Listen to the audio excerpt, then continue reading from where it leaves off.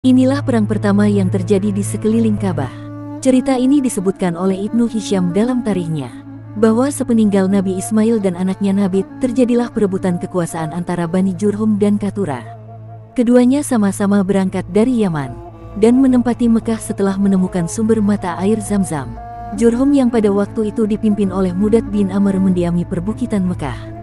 Sedangkan Kathura dan keluarganya mendiami dataran rendah Mekah. Masing-masing memiliki kendali di atas wilayah yang mereka duduki, hingga tidak ada satupun yang berani melewati perbatasan di antara keduanya.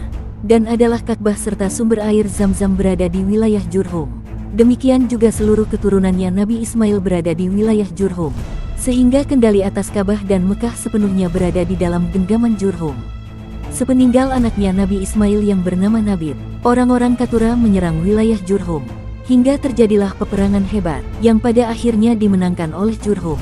Pemimpin Kathura yang bernama Sumaidah terbunuh, dan orang-orang pun melakukan perdamaian di perbukitan Mekah, dan menyerahkan kekuasaan Mekah sepenuhnya kepada Jurhum. Ketika Jurhum menguasai kota Mekah, setelah meninggalnya anak-anaknya Nabi Ismail, mereka melakukan kejahatan di sekeliling Ka'bah, dan menodai kehormatan Ka'bah, mengusir orang-orang yang memasuki Mekah.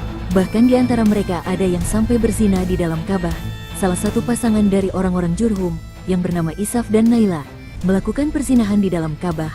Mereka pun dikutuk oleh Allah menjadi batu.